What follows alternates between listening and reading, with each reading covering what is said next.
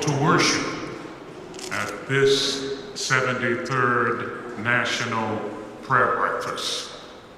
Shout with joy to the Lord, all the earth. Worship the Lord with gladness. Come before him singing with joy. Acknowledge that the Lord is God. He made us, and we are his. We are his people, the sheep of his pasture. Enter his gates with thanksgiving. Go into his courts with praise. Give thanks to him and praise his name. Continue forever, and his faithfulness will continue forever and bless us in all of our tomorrows. Amen.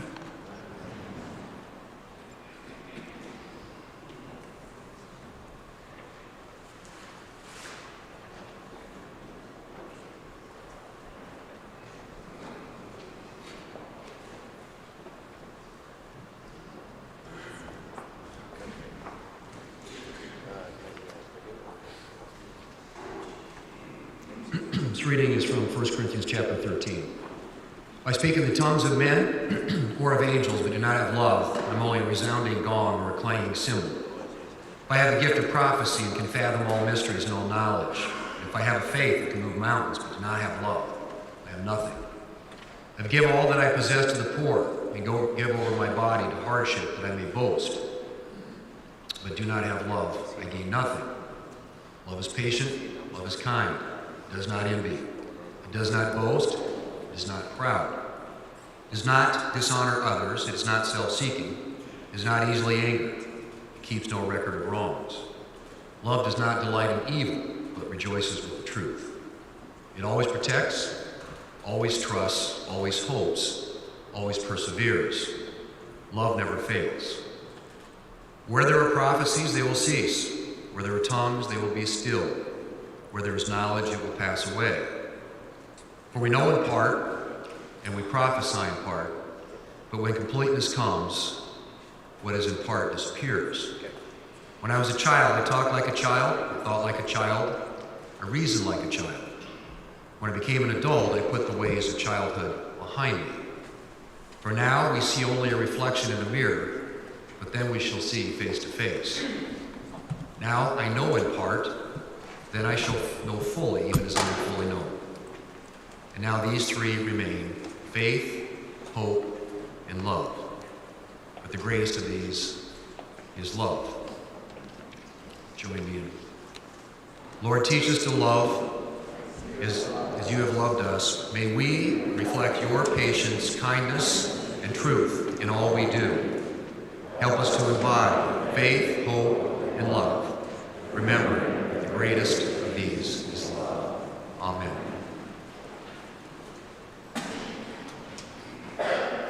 A reading of Psalm 23 and some words to guide all of us in our work.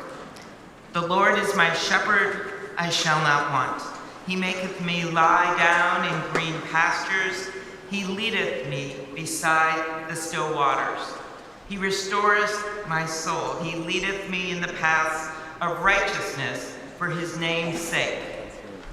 Yea, though I walk down the valley of the shadow of death, I will fear no evil, for thou art with me. Thy rod and thy staff, they comfort me.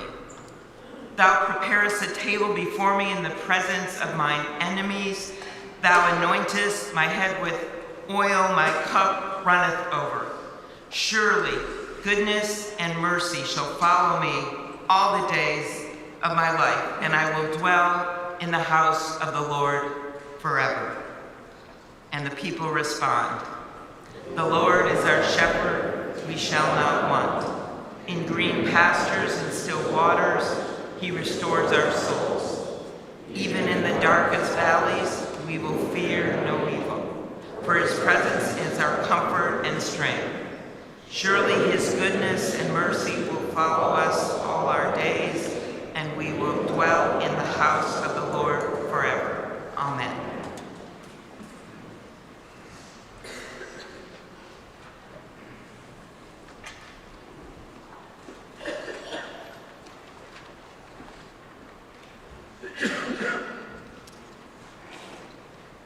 Thank you.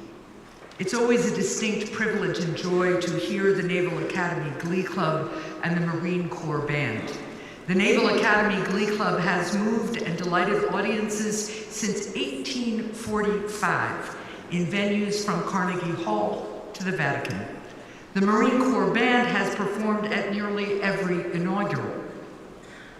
They accompanied Lincoln when he went to dedicate a cemetery at Gettysburg. They have helped us hail the unveiling of the Statue of Liberty, and they welcomed Winston Churchill to the White House. Truly, the story of America has always been accompanied by the rhythms and harmonies of the Marine Corps Band and the Naval Academy Glee Club. And as we give them a warm welcome, please rise and join them as they lead all of us in song.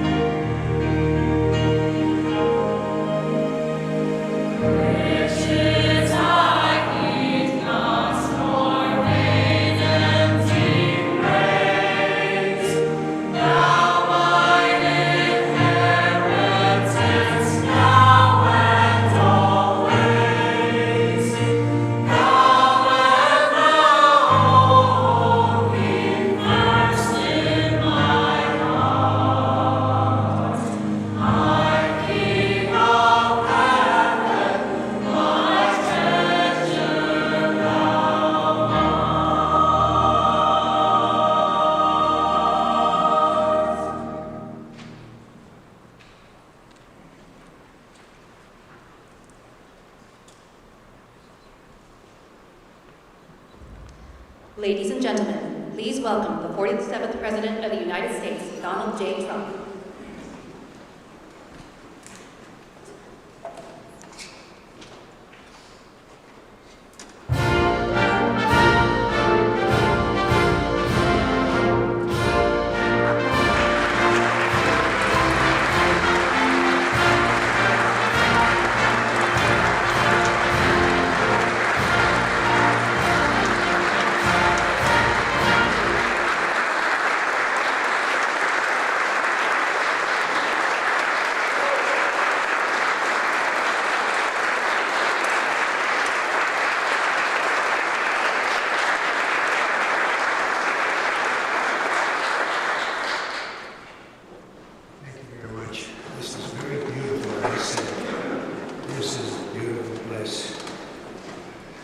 And our country is starting to do very well again.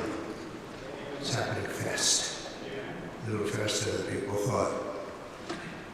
Thank you especially to Senator Marshall, for the beautiful introduction. Appreciate it very much. Thank you. Great senator you are. I also want to thank a friend and a man of profound faith and tremendous patriotism who has also become a great friend. You become much friendlier when you have a majority of 2 or 3 or 4. Could even be 5 pretty soon. But for a little while it was 1. And it's Mike Johnson, Speaker. Thank you very much, Mike, very much.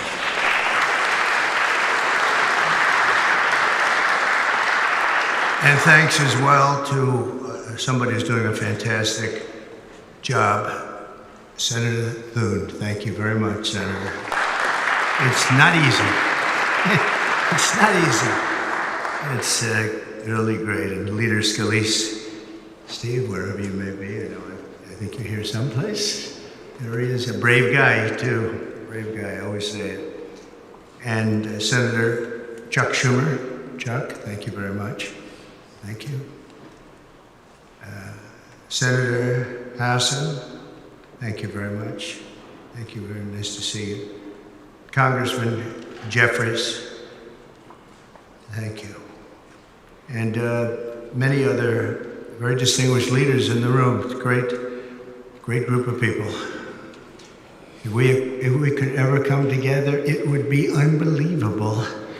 May not happen, but it should, and maybe it will. From the earliest days of our republic, faith in God has always been the ultimate source of the strength that beats in the hearts of our nation. We have to bring religion back. We have to bring it back much stronger. It's one of the biggest problems that we've had over the last fairly long period of time. We have to bring it back. Thomas Jefferson himself once attended Sunday services held in the old House chamber on the very ground where I stand today.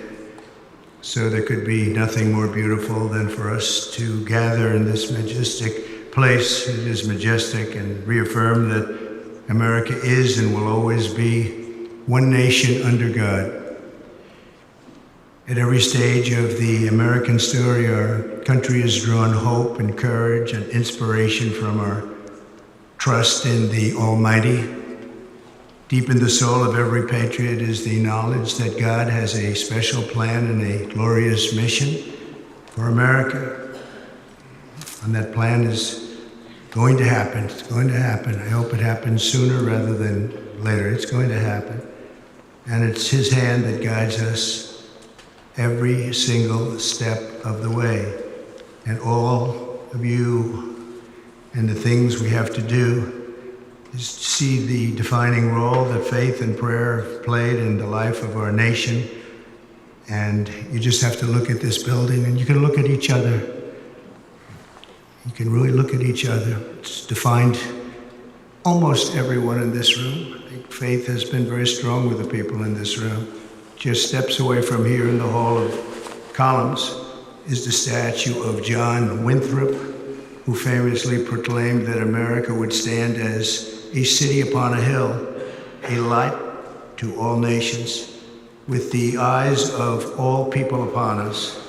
Today, almost 400 years after that famous sermon, we see that with the Lord's help, the city stands taller and shines brighter than ever before, or at least it soon will.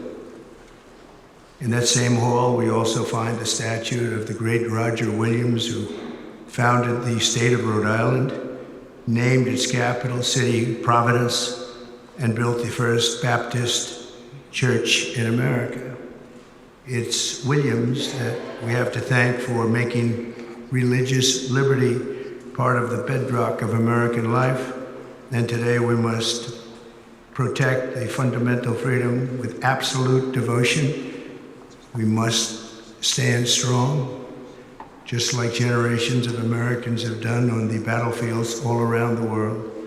Feet away from the magnificent rotunda, another statue watches over visitors to the Capitol. George Washington, the founder of our country, often called for Americans to join together in prayer, very often. And more than 2 centuries later, this morning, we heed President Washington's wisdom and follow in his mighty footsteps. He was a strong man and of great religious strength. The stories of legends like Washington, Winthrop, and Williams remind us that without faith in God, there would be no American story. Every citizen should be proud of this exceptional heritage. We have an unbelievable heritage, and we have to use that and make life better for everyone. That's why as we approach the 25th times 10 anniversary, think of that, 250 years we'll be celebrating next year of our country's founding. I have signed an executive order to resume the process of creating a new national park full of statues of the greatest Americans who ever lived. We're going to be honoring our heroes, honoring the greatest people from our country. We're not going to be tearing down, we're going to be building up. It will be called the National Garden of American Heroes. Some of you will be on that soon-to-be hallowed ground. Some of you, let's see, I can pick a few of you right now by looking. There's a couple of you right now I can see. Let's see. It's the president's sole opinion. And I've given myself a 25-year period. And then somebody else. By that time, it'll be very, very built up. It will be something very special. And I hope that Congress will fully fund this wonderfully unifying project at the first possible opportunity. It's not going to be a lot of money. It's going to be very important, however, so that more of our people can be inspired by the faith and courage of patriots like those who we honor in these halls. One of the incredible Americans whose memory my order will celebrate is also recognized with a statue in the Capitol representing the great state of North Carolina, and that's a man known who everybody loved, Reverend Billy Graham. He was something. My father used to take me to watch the Crusades. He would take me to Yankee Stadium. I remember it so well. I remember it more than I remember any Yankee game, and I've seen a lot of Yankee games. Can you believe it? And Billy didn't have a bat, so, you know, it was pretty good. It was amazing. You'd have 60 or 70,000 people, and they loved him. They loved him. I saw him with Franklin. I don't know if Franklin's here. I just don't know, but I've gotten to know Franklin. He's done a great job with helping on tragedies and problems like in North Carolina, California. He's always the first one there. The work he does is, his father's very proud of him, I can tell you that. But Billy Graham was very special. One floor below us, Reverend Graham's statue stands with an open Bible. The page turned to a letter from the Apostle Paul, which reads, "Let us not grow weary of doing good, for in due season we will reap if we do not give up." Never give up. Never, ever give up. You can't. How about me? If I would have given up, I would not be here right now. Who the hell knows where I'd be? It might not be a good place. If it was up to the Democrats, it would not be a good place at all. Never, ever give up. There could be no better message for the leaders gathered here, and you are real leaders. And we must never give up, and we must never grow tired. We must never grow weary, and we always must practice good. As you know, last week, only a few miles from here, our nation witnessed a terrible tragedy when 67 people were killed in a horrible accident near Reagan Airport. As one nation, we take solace in the knowledge that their journey that night did not end in the icy waters of the Potomac, but in the warm embrace of a very loving God. None of us knows exactly when our time on earth will be over. We never know. A truth I confronted a few short months ago when there was an incident that it was not fun. It was not a good thing. But God was watching me. The chances of me being here, my sons are shooters. They're really good shooters, Don and Eric. And they said the chances of missing from that range with that gun are, but Don equated it to a 1-foot putt.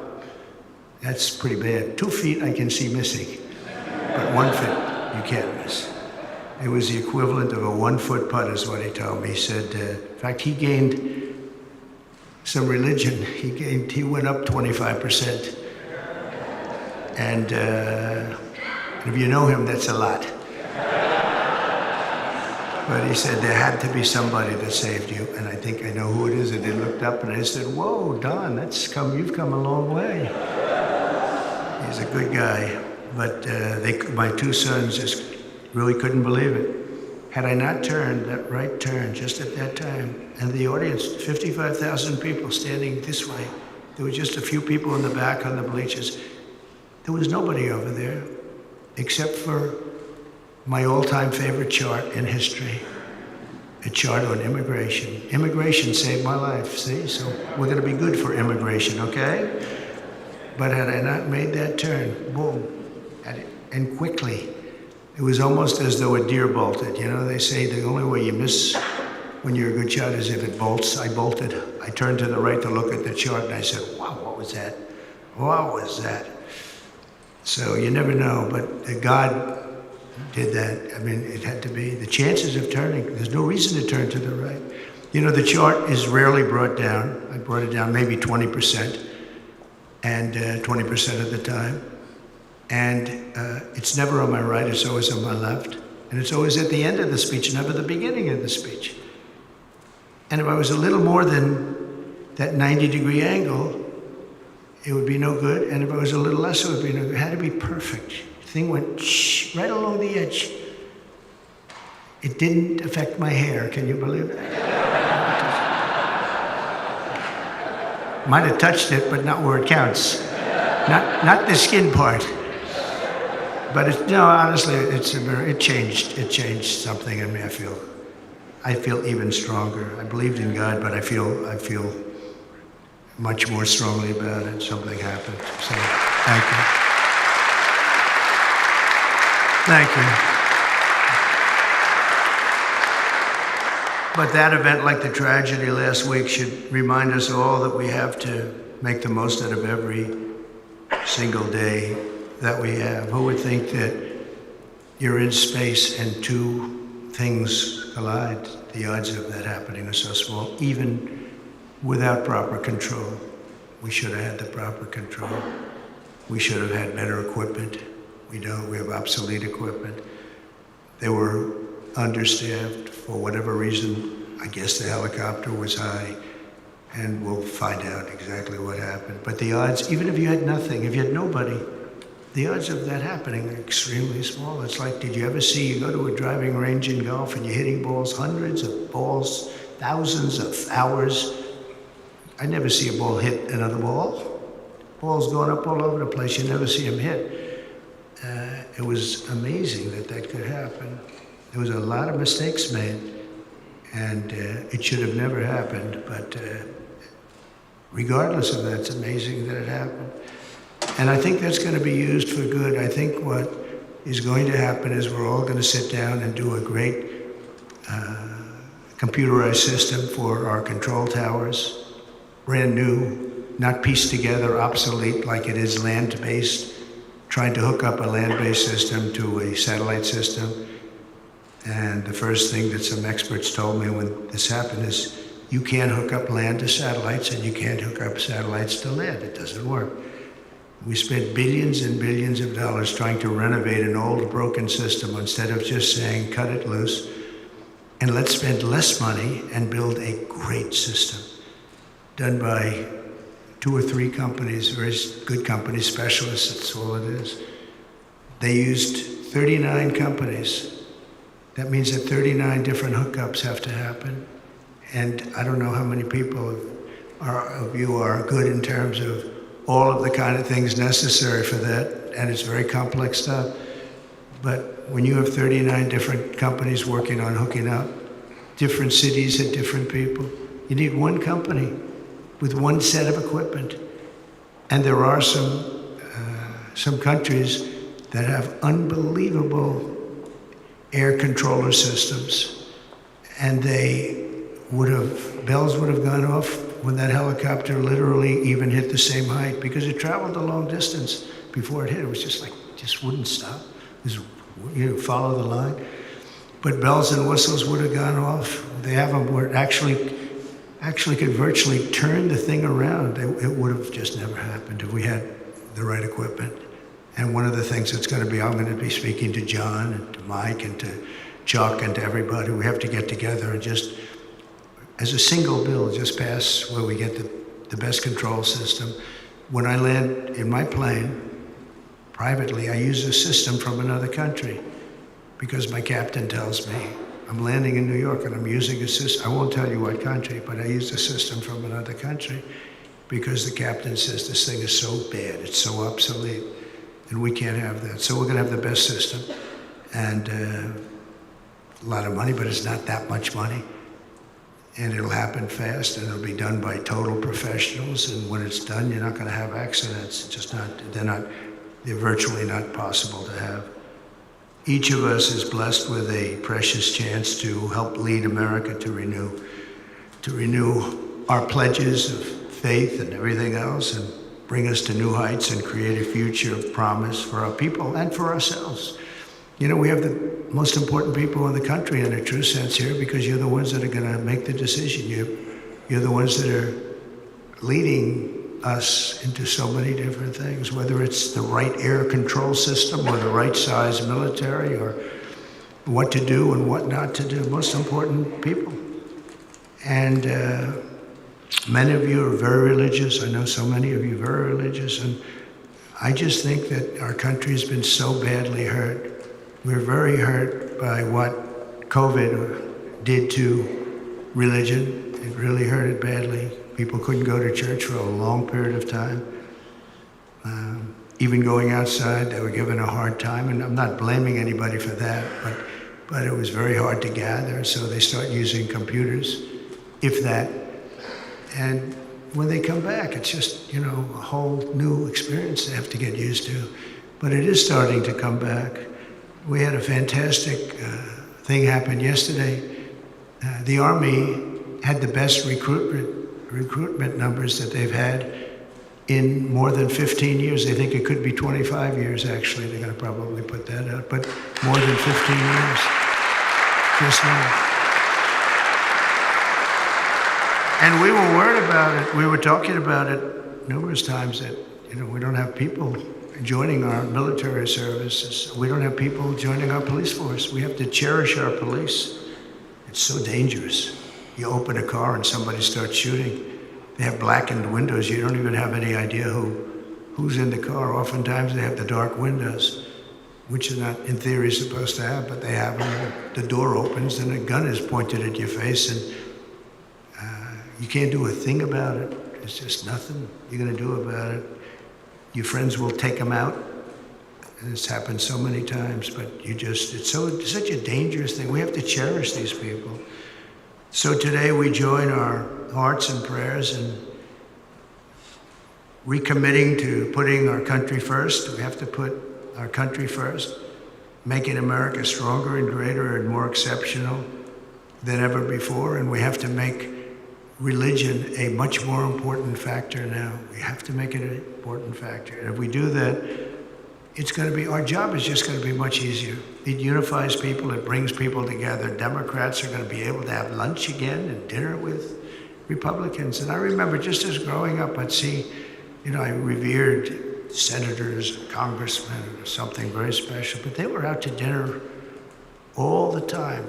We had an old congressman, maybe some of Cy Halpern from Queens, and he was a friend of my father.